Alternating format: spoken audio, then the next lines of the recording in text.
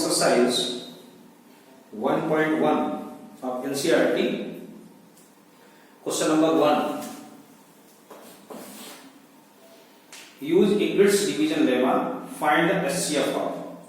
Find the SCF of 135 and 225. पिछले video में हम लोगों ने यूक्लिड्स डिवीजन का इंट्रोडक्शन पढ़ा था और इसमें हम लोग एक्सरसाइज 1.1 करेंगे। क्वेश्चन कह रहा है कि by Euclid's division lemma you find the HCF of these two numbers. First part. So मैंने उसमें आपको इंट्रोड्यूस कराया था कि आपको एचसीएफ किससे निकालना है, बाय डिवीजन मेथड निकालना है। तो शुरू करते हैं। 135 का डिवाइड 225 निकालना है। जब आप इसका डिवाइड करते हैं तो क्या आएगा, हाउ मेनी टाइम्स, 2 टाइम्स जाएगा नहीं, that is 1 times 135 then 0 and 9, क्या आ गया 90 आ गया।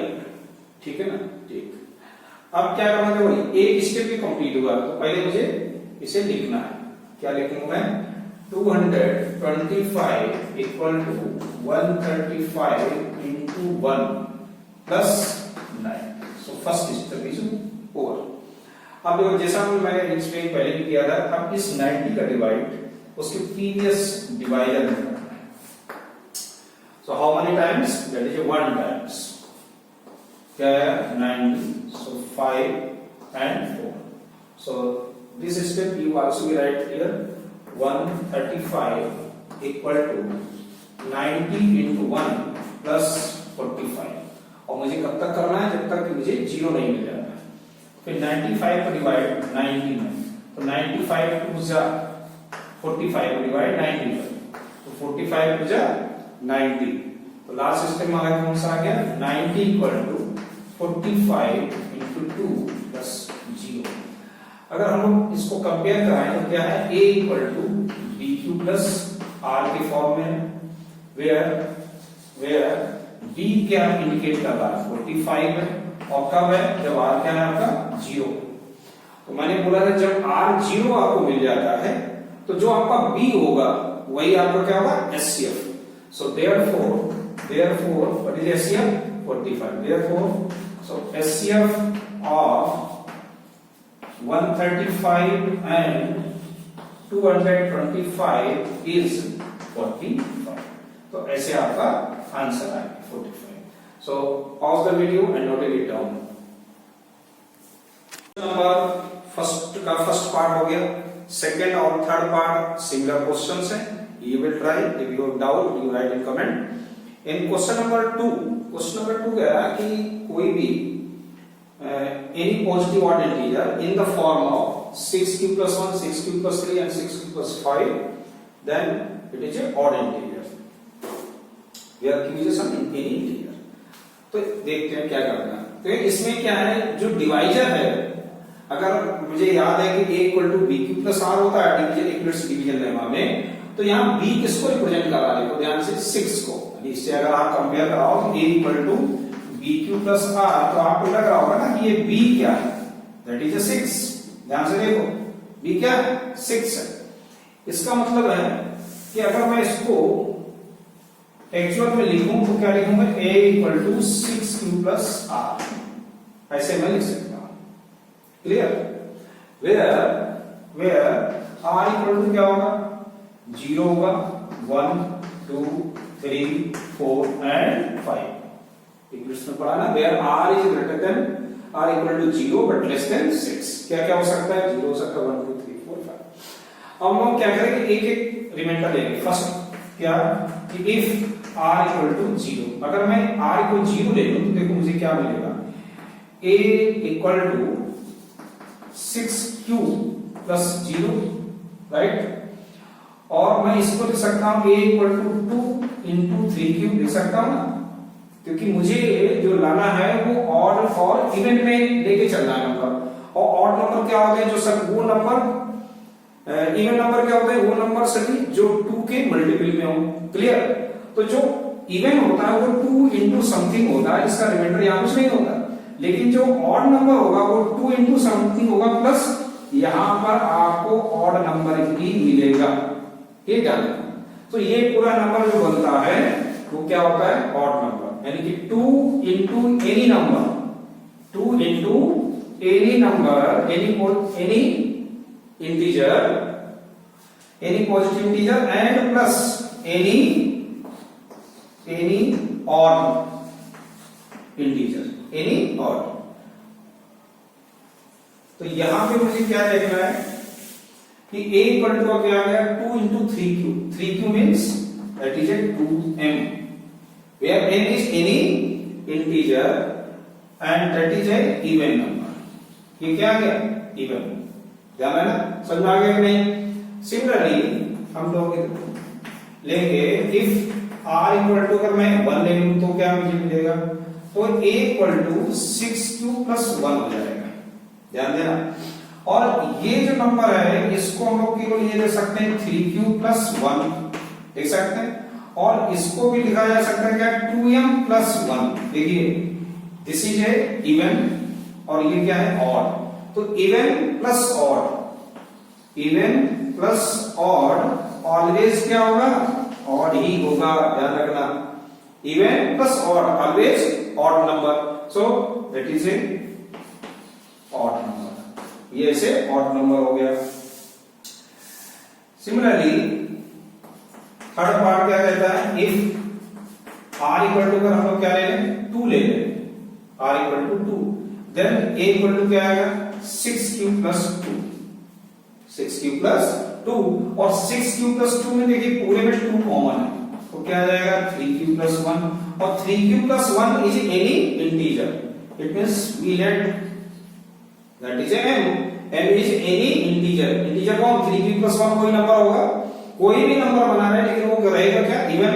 आप चाहे ऑड रखो चाहे इवन रखो, कोई भी नंबर रखो, 2 का अगर मल्टीप्लाई हो जाएगा तो वो क्या बन जाएगा, इवन, क्योंकि इवन के डेफिनेशन ही होते हैं वो सभी नंबर जो 2 से डिविजिबल हो गए। तो यहां क्या आ गया 2m, और 2m क्या है अपना, 2 का मल्टीपल है, that is a even number. And fourth part, if r equal to 3, अगर मैं r इक्वल टू 3 ले लूं तो क्या मिलेगा, तो a equal to 6q plus 2 हो जाएगा, ध्यान देना 3 हो जाएगा। अब देखिए इस 3 में से तो 2 कॉमन नहीं ले सकते, लेकिन हम लोग एक काम कर सकते हैं, क्या, इस 3 को मैं ब्रेक करके लिख सकता हूं, 2 प्लस 1 लिख सकता हूं, और ये पहले दो नंबर में अगर आप देखो तो इसमें क्या चीज कॉमन है, 2 कॉमन है, तो क्या आएगा 3q प्लस 1 और ये प्लस 1, ऐसे निकालना है, अंडरस्टूड। 3q इन दोनों में क्या कॉमन है, 2 कॉमन है, तो 3q प्लस 1 और that is a 2m plus 1, तो ये क्या बन गया, फिर से ये क्या बन गया, ऑड नंबर बन गया, समझ में आ रहा है। एंड फिफ्थ पार्ट क्या कहता है, if r equal to 5, if r equal to, अगर हम लोग क्या ले लें 5 ले लें तो क्या मिलेगा, similarly a equal to 6q plus 5, और यहां देखो हम लोग 5 को ब्रेक कर सकते हैं, 5 को क्या लिख सकते हैं, 4 प्लस 1 लिख सकते हैं ना, 6q प्लस 4। अब इन दोनों में देखो क्या चीज कॉमन है, 2 कॉमन है, तो 2 कॉमन है तो 3q प्लस 2 आ जाएगा प्लस 1, तो ये भी उसी तरीके से हो गया क्या कि 2m plus 1, m is any integer, तो ये देखिए क्या बन गया हमारा, ये r इक्वल टू 5 लिया, 3 लिया, एक मेरा 4 छूट गया, एक मिनट 4 छूट गया, चलिए 4 में बाद में चलो लिख लेता हूं, चलिए 4 था, मैंने सोचा 3 हो गया, 4 था तो 4 में तो कोई दिक्कत नहीं, 4 कॉमन ले लिया, तो यहाँ 2 कॉमन ले लिया तो क्या आएगा 3q प्लस 2, तो ये भी क्या बन गया 2m, और 2m क्या हो गया, that is a even number, clear, समझ आ रहा है ना, ठीक। अब अगला हमारा टॉपिक होगा क्या, r इक्वल टू 4 हो गया, अब r इक्वल टू हम लोग क्या लेने वाले हैं, r इक्वल टू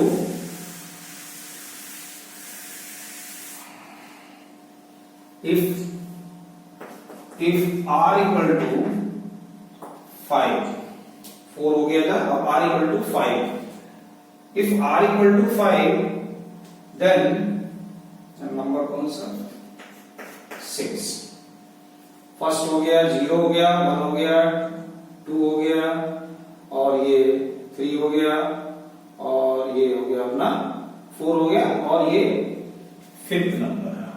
तो a इक्वल टू क्या आ गया इसमें 6q प्लस 5। इसको हम लोग क्या लिख सकते हैं 2 इंटू, और पहले आप ब्रेक करके देख लो, 6q प्लस 4 प्लस 1 लिख सकते हैं, जिसमें 2 कॉमन है तो क्या बन जाएगा 3q और plus 2 plus 1। It means that is a 2m plus 1, और ये कैसा है ऑड। अब देखिए लास्ट में क्या आएगा, लास्ट में यही हो गया, क्योंकि हमारे पास रिमाइंडर क्या देगा याद होगा, तो क्या दे 0 था, 1 था, 2 3 4 एंड 5, क्योंकि डिवाइड कैसे हो रहा था 6 तो आ नहीं सकता। तो ये आप जब चेक कर लेते हैं इसमें कौन कौन से देखो ऑड है एक तरफ से, ये देखिए एक तो सेकंड पार्ट आपका ऑड को इंडिकेट कर रहा है, दूसरा आपका फोर्थ पार्ट ये ऑड है, और एक है आपका लास्ट पार्ट ये ऑड है। तो हमने क्या नोटिस किया कि a इक्वल टू ये क्या था 6q प्लस 1, 6q प्लस 1 था, और ऑड का ही देखना है कि इवन का देखना है, एक बार मैं कंफर्म कर दूं क्वेश्चन क्या है, ऑड ही है, ठीक है। तो 6q प्लस 1 हो गया, और दूसरा हमारा कौन सा था ये 6q प्लस 3, 6q प्लस 3, और लास्ट हो गया अपना 6q प्लस 5। तो कोई भी इंटीजर जो होगा वो इस फॉर्मेट में आ जाएगा। आपको समझ में आ गया होगा कि क्या प्रूव करना है। तो according to question you will write the answer. Question ने पूछा था शो करना any positive odd integer in the form of this, आप देखोगे यस एनी पॉजिटिव इंटीजर, ये शो करना था show 6q plus 1 and 6q plus 3 and 6q plus 5 और ऑड इंटीजर। तो ऐसे आपका question number 2 is over. So pause the video and note it down. Number 2 is over. Question number 3, an army consigned of 616 members is to be marched behind an army band of 32 members in a parade. So two groups are in to the march in the same number of columns. So what is the maximum number of column in each they can march? तो simple question है, आपको इन दोनों number का HCF find out करना है। Come to question number 4 देखते हैं। Third question अपने आप का that is simple, you find the HCF only. Fourth कह रहा है use Euclid's division lemma so that the square of any positive integer is either in the form of 3m, either in the form of 3m और 3m plus 1, यही है ना। ठीक, किसी भी पॉजिटिव इंटीजर का अगर मैं स्क्वायर करूं तो ये इस फॉर्म में आता है। इसका मतलब मुझे लेट करना होगा कि नंबर क्या है a equal to 3q plus r। बस ये तुम्हें ध्यान रखना है कि क्या मुझे लेट करना है। तो ये आपको इंडिकेट करेगा जो यहाँ पर आपका जो भी आपका वेरिएबल यहाँ लिखा है या इंटीजर लिखा है आप जिसे बोले उसके कोफिशिएंट को, वो b का रिजल्ट करता है। Where r is a equal to 0 1 2 and 3 नहीं हो सकता क्योंकि 3 तो इसका डिवाइजर है।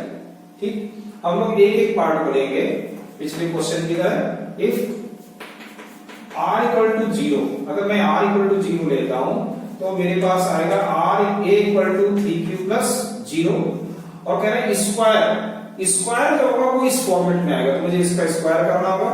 सो a स्क्वायर इक्वल टू क्या आ गया 9q स्क्वायर, और क्योंकि इस फॉर्मेट में लेके चलना है तो मुझे यहाँ 3 कॉमन लिखना होगा। So 3q square it means 3m। What is a m?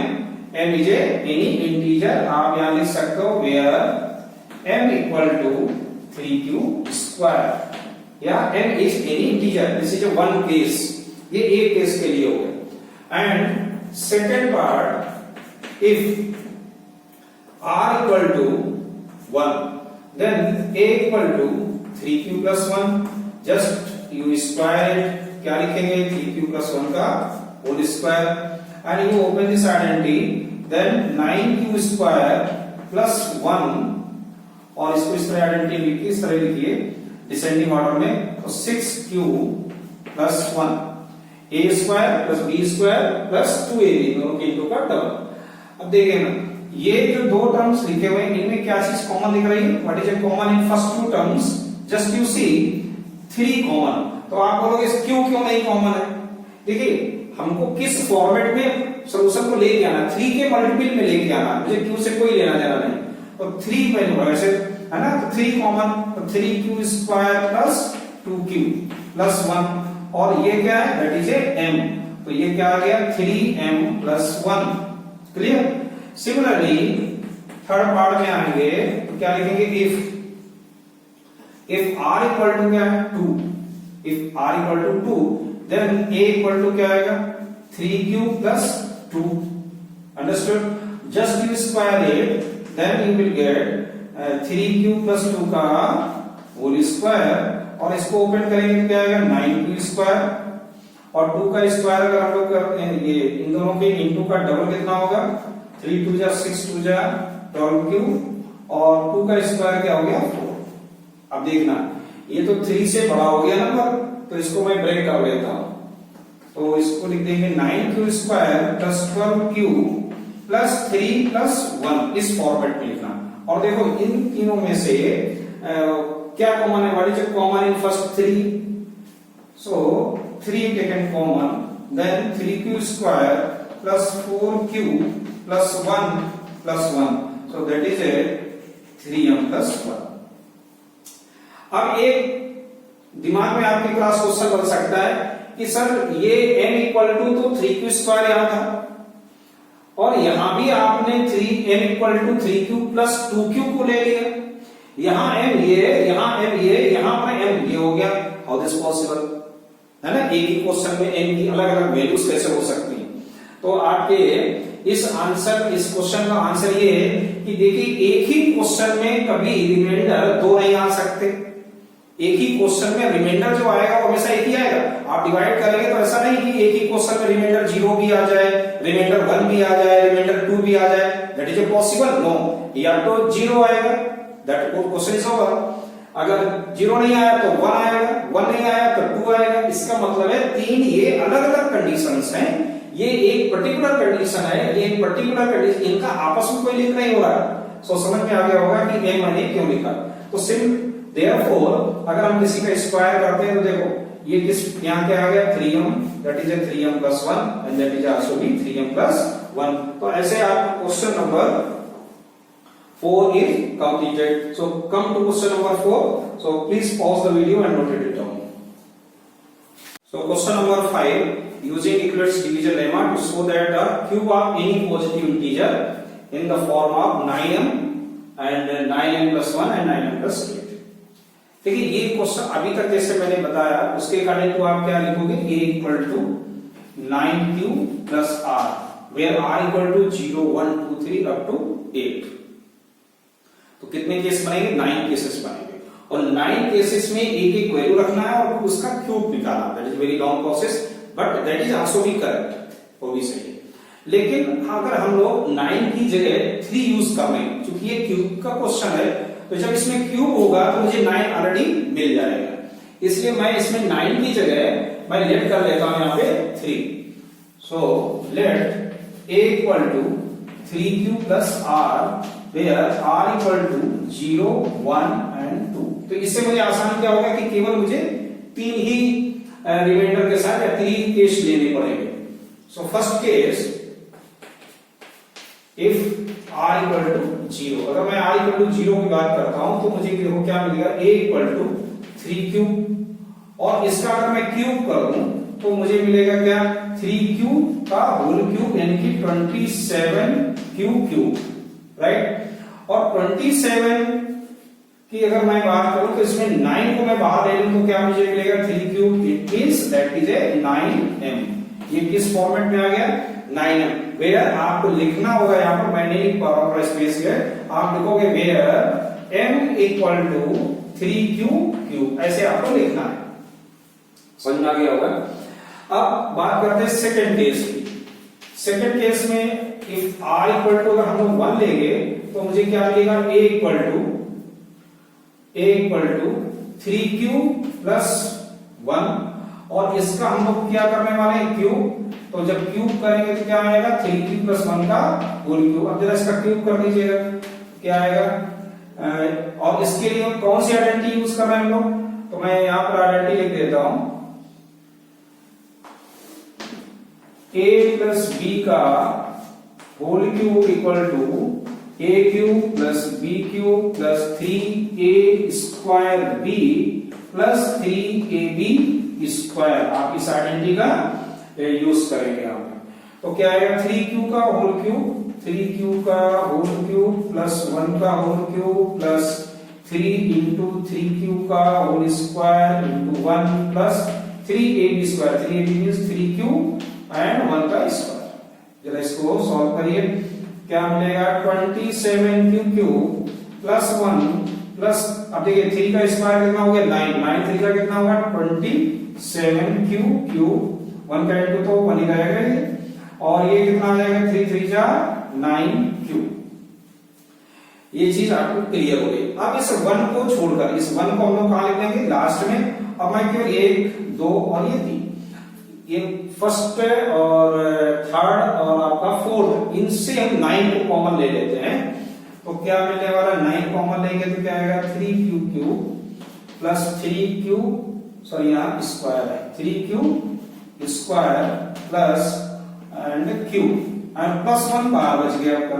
तो ये क्या आ गया, 9m + 1, where you will write here m equal to क्या लिखेंगे, ये आपको पूरा ये कॉपी यहाँ पे करना है ऐसे। अब बात करते हैं इसकी थर्ड पार्ट की। थर्ड पार्ट क्या कहता है कि इफ r इक्वल टू, अगर 2 मिल जाए तो क्या होगा, if r equal to 2 then a equal to 3q + 2, और इसका भी हम लोग क्या करने वाले हैं, क्यूब। तो क्या आएगा, 3q + 2 का whole cube. Use the identity, 3q का होल क्यूब + 2 का होल क्यूब + 3 एंड 3q का होल स्क्वायर इंटू 2 और +3 × 3q एंड 2 का होल क्यूब, ऐसे आएगा। अब 3q का होल क्यूब कितना होता है, 27q³ + 2 का क्यूब कितना, 8, 3 3 जा 9, 3 जा 27, 2 जा 54 q² प्लस, और ये कितना आ जाएगा आपका,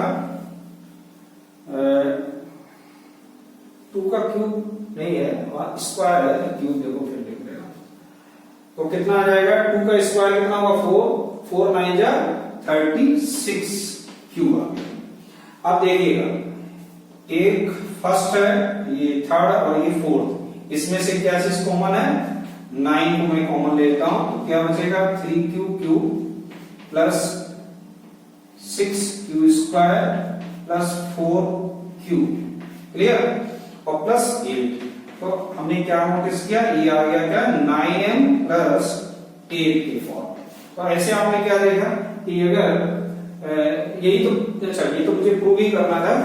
तो क्वेश्चन क्या कहता है कि so that the cube of any positive integer, किसी भी पॉजिटिव इंटीजर को जो इस फॉर्मेट में अगर मैं क्यूब करूं तो मुझे क्या मिलेगा, 3m मिलेगा, दूसरा आपको n + 1 मिलेगा और n9m + 8 मिलेगा।